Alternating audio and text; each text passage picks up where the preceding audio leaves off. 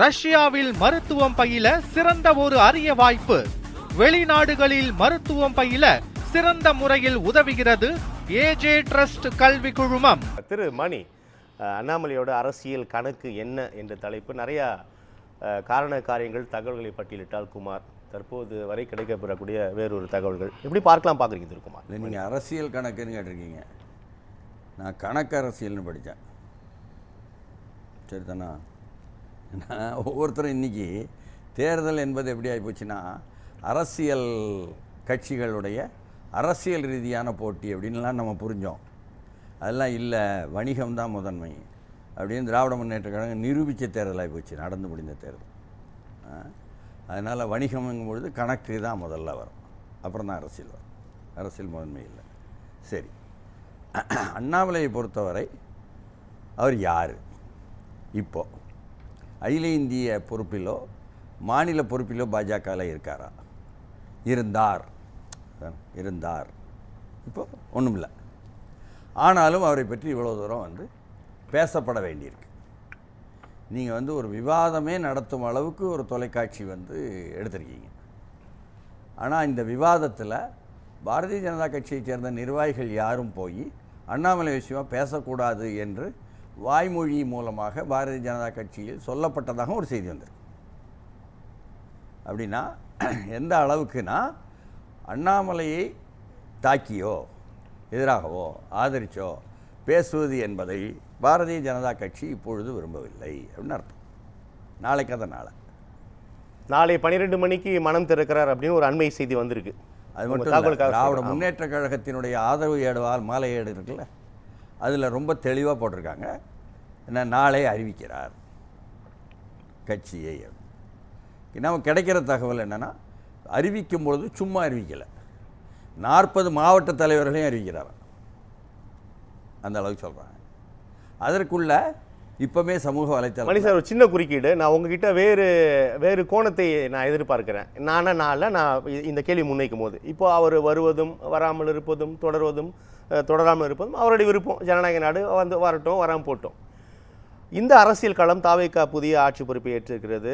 இந்த தாவேகோட வருகையால் ஒட்டுமொத்தமாக ஆட்டத்தை கலைச்சிட்டாரு அப்படின்லாம் பரவாயில்ல விமர்சனங்கள் முன்வைக்கப்படுது இல்லையா? இப்போ ஒரு புது கட்சியை இவரை நோக்கி நகரதை பார்க்குறோம். ஒருவேளை அவர் ஆரம்பித்தால் அதற்கான களம் எப்படி பார்க்கலாம் மணி சார்? களத்துக்காக தான் இதெல்லாம் வருங்க. புறநிலையில் பாஜகவோ திமுகவோ என்ன செய்யணும், இந்த உட்காந்துட்டார விஜய், அவருக்கு பின்னால் பூரா இளைஞர் கூட்டமாக போகுதே, என்ன புதிய தலைமுறையான இளைஞர்கள், அதனால் என்ன செய்யலாம், நாம் ஒரு ஜென்னி செட்டை கூட்டுவோம் அப்படின்னு அறிவாலயத்தில் கூட்டினாங்கல்ல. ஆமாம், கூட்டிட்டாங்க. அது மாதிரி இளைஞர்கள் மத்தியில் ஈர்ப்புள்ள ஒரு பேச்சாளர், செயல்பாட்டாளர் அண்ணாமலை என்ற கருத்து இருக்குல்ல, அதில் ஒரு பகுதி உண்மையாகவும் நிறுவனமாக இருக்குல்ல கடந்த காலம். அதனால் என்ன அவரை கொண்டு நிறுத்துவது என்பதில் இன்றைக்கு ஆட்சியில் அமர்ந்திருக்கும் விஜய்க்கு எதிராக செய்ய வேண்டும் என்ற பாஜகவினுடைய அகில இந்திய தலைமையும், எதிராக செயல்பட்டே ஆக வேண்டும் என்ற கட்டாயத்தில் இருக்கும் திராவிட முன்னேற்ற கழகத்தினுடைய அகில இந்திய தலைமையாக மாநில தலைமையாக தெரிலது, அதுதான் அகில இந்திய கட்சி. அதனால் ஏன்னா அவர் தான் அகில இந்திய ரீதியில் இந்தியா கூட்டணியவே இயக்கியது, அதற்கே பிம்பமே அவர் தான் அவர் கட்சிக்காரங்கள்லாம் சொல்லிட்டு இருந்தாங்க. இப்போ தான் வந்திருக்கு. அண்ணாமலைக்கு பாரபட்சம் இல்லாமல் எல்லாமே பேக்கப்னு சொல்ல வரீங்களா? திமுகவும் பாஜகவும் சேர்ந்து தானே விஜய் வெற்றி பெற்ற உடனேலேருந்து வெளிப்படையாக வந்தாங்க. பாஜக சொல்லித்தானே திமுக அதிமுகவை முதன்மைப்படுத்தி ஆட்சியை கொண்டு வருவோம், விஜயை வரவிடாமல் தடுப்போம்னு சொன்னாங்கன்னு காதர் மொய்தீன் சாஹிப்பே சொல்லிட்டார்ல. இதை விட என்ன வேணும்? அதனால் 2 பேரும் ஒன்றா தான் செயல்படுறாங்க என்பது சிலர் சொல்லிக்கிட்டு இருந்தோம். அதே மாதிரி விஜயும் சொல்லிகிட்டு இருந்தார். இப்பொழுது அது வெளிப்படையாக வந்த காலம் தானே. ஜூன் 8ஆம் தேதி இந்தியா கூட்டணி கூட்டம்னு சொல்லி போட்டு, ஒருவேளை அண்ணாமலை வர இந்தியா கூட்டணி கூட்டம்னி சொல்லி போட்டு ஜூன் 8ஆம் தேதி நான் சொல்ல அனுமதிங்க, வேற ஒன்று சொல்ல வரேன் ப்ளீஸ். இந்தியா கூட்டணி கூட்டம்னு சொல்லி காங்கிரஸ் அறிவித்தால் அதில் விஜய் கலந்து கொள்ள போகிறார் அவருடைய கட்சி என்பதான தகவல் காங்கிரஸுக்கு வந்ததுன்னு காங்கிரஸில் சொன்னாங்க இன்றைக்கி. போதுமா? அப்படி இருக்கும் பொழுது காங்கிரஸ் எங்களுக்கு துரோகம் இழைத்து விட்டது, அவர்கள் எந்த கூட்டத்தில் இருந்தாலும் நாங்கள் வரமாட்டோம் திமுக சொன்னது வந்துருச்சு. இப்போ புரியுதுங்களா? அப்போ திமுக அடுத்து என்ன செய்யும் என்பது தான். அதனால் ரொம்ப தெளிவாக இருக்குது இப்போது விஷயங்கள் எல்லாம். அதனால் அண்ணாமலை கட்சி ஆரம்பிக்க வேண்டும் என்று ஒன்று நடக்குமானால் அது பாஜகவுக்கும் வேறொரு பார்வையில் பயன்படுமா என்று அகில இந்திய தலைமை என்ன சிந்திக்கிறதா திட்டமிடுகிறதா என்ற கேள்விகளும், திமுக அவங்க தான் மாலையீட்டில் போட்டாங்கன்னா அவங்களுக்கும் அதே மாதிரி இது நல்வாய்ப்பு என்பதாக அவர்களும் நினைக்கிறார்களா என்பதும் கேள்வியாக நிற்கும்போது, இவர் போய் நண்பர் சொன்ன மாதிரி அகில இந்திய தலைவரையும் பார்க்குறாரு, அமித்ஷாவையும் பார்க்குறாரு, மோடியை பார்க்குறாரு. மோடி என்ன சொல்கிறாரோ அதைத்தான் கேட்பாருன்னு அண்ணாமலையை பற்றி பேச்சு உண்டு என்ன, அதனால் அந்த முடிவை ஒட்டின்னு அவர் சொன்னார். அதெல்லாம் கரெக்ட், நியாயமானது. அது மட்டுமல்ல, அண்ணாமலை எங்கிருந்து வந்தாருங்கும் பொழுது கர்நாடகாவிலிருந்து வந்தார், ஐபிஎஸ் அதிகாரியாக இருந்தவர் நாங்களா. அப்போலிருந்து அவரை பற்றி உள்ள என்ன புரிதல் என்னென்னா, மதிப்பீடு என்னென்னா, அறிவிப்பு என்னென்னா, பிஎல் சந்தோஷ் தான் அவருக்கு வந்து பிதாமகன், சரிதானா? அவர் அகில இந்திய பாஜகவின் அமைப்பு செயலாளர்.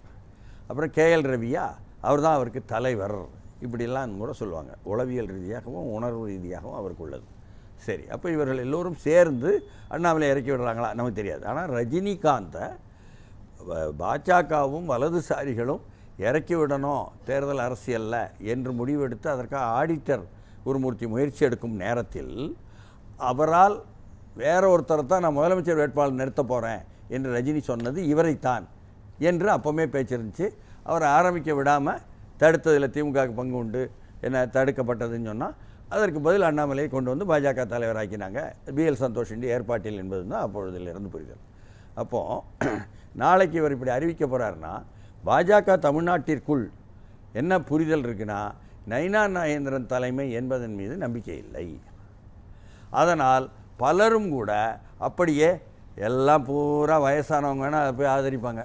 அவங்க பேசுகிறது யார், ஒரு தமிழிசையோ வானதியோ எல்லாம். ஆனால் நாங்கள் எல்லாம் வந்து இளைஞர்கள், எல்லாம் வயசு கொஞ்சம் குறைஞ்சவங்க, ரொம்ப ஒன்றும் இல்லை, 50க்கு கீழே உள்ளவங்க போல். ஏன்னா எல்லோரும் அண்ணாமலை பின்னால் போகிறோம். இதெல்லாம் வந்து உள்ளே இருக்கிற டாக் ஒரு பக்கம்.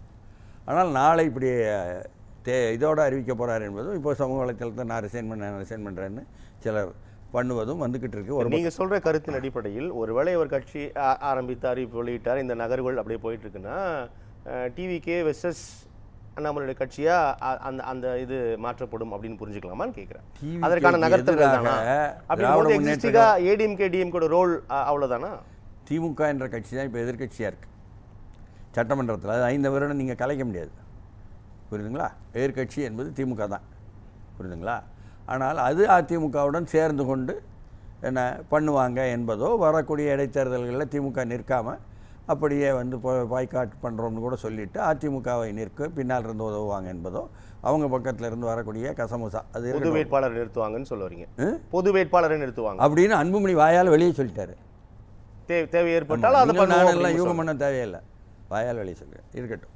ஆனால் இப்பொழுது அண்ணாமலை கட்சி என்பது எப்படியே தமிழக வெற்றி கழகத்திற்கு எதிராக எல்லா விஷயமும் செய்யணும்னு திமுக இன்றைக்கி நேரத்தில் தேர்தலுக்கு முன்னால் இருந்தே திட்டமிட்டது தான். வெளியே தான் அவங்களுடைய பலத்தை பற்றி சொல்லியே தவிர உள்ளே எல்லாமே திட்டமிட்டாங்க. அதில் தான் மதிமுகவிலிருந்து வெளியே வந்த மல்லை சத்யாவை வச்சுக்கிட்டு என்ன திராவிட வெற்றி கழகம்ங்கிற பேரே வச்சது. அந்த பேர் வச்சதே வந்து அங்கு அன்பரசு என்ற அமைச்சருக்கு சம்மந்தப்பட்டதுன்னு வைங்களேன், இருக்கட்டும். அதனால் ஒவ்வொன்றாக முயற்சி எடுப்பாங்க, தோற்றவங்க சும்மா இருக்க மாட்டாங்க திமுக. அதில் இதுவும் ஒன்றா என்பது தான். திராவிட வெற்றி கழகம் எந்த பெர்ஃபார்மே பண்ணலையே. இல்லை, கல்யாண வீட்டிலலாம் சந்தித்தேன் நான். அப்போ அதுதான் விடாப்பிடியாக மைக்கோ போய் நெருங்கிட்டார் திமுகக்குன்னு. இப்பொழுது வந்து அவர் நிலைப்பாடு மாறும்பொழுது அது நீங்கள் சொல்கிற பெர்ஃபார்ம் பண்ணுமோ என்னமோ தெரில. இது அண்ணாமலையை பொறுத்தவரை அவரை எப்படி சொன்னாங்க பாஜகவிலையோ ஆர்எஸ்எஸ்லேயோ என்று சொன்னால் என்ன, அவர் வந்து திமுகட்ட தான் பணம் வாங்கிட்டார் இப்படிலாம் சொன்னாங்க.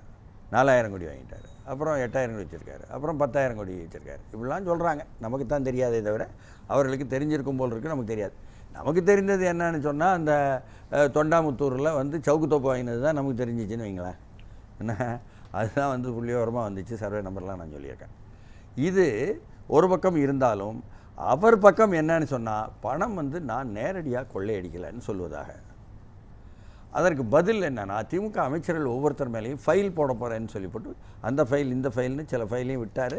டிஎம்கே ஃபைல்ஸ் அதில் வந்து ஒவ்வொரு அமைச்சர்களும் எங்கள் மேலே ஃபைல் போடாதீங்கன்னு கொண்டு வந்து கொடுப்பாங்கல்ல. இது ஒரு முறை, இது ஒரு நல்லா தான் இருக்குது இந்த முறையெல்லாம். அதனால் இது ஒரு திறமை சம்மந்தப்பட்டதை தவிர இவர் நேரடியாக கொள்ளையடிக்கவில்லை என்ற டாக் அவர் முகாமில் இருக்கிறது. இன்னமும் சொல்லப்போனால் நீங்கள் ஆச்சரியப்படுவீங்க, ஆர்எஸ்எஸ் முக்கியமான ஆளுன்னு சொல்லக்கூடிய என்ன ஒருத்தர் தமிழ்நாட்டு பாஜகவுக்கு அமைப்பு செயலாளராக இருந்தவர் நயனா நாகேந்திரன் வரும்பொழுது அவரை எடுத்து விட்டாங்க இல்லையா? கேசவ நாயகன் ஜி சொல்கிறாரு, அவரே ஆமாம் அவர் திறமை தானே அது அப்படின்னு சொல்கிறாரு. ஜி இன்னைக்கு வந்தோடனே போய் பிறந்த நாளுக்காக வாழ்த்துக்கள் பார்க்க போகிறாரு. போதுமா? கேசவ நாயகன் ஜி, ரைட்டா? அப்போ எல்லாமே கூட்டி கழித்து பார்த்தா ஒன்றும் பாஜகவுக்கு எதிரானதாக அல்ல, திமுகவுக்கும் எதிரானதாக அல்ல.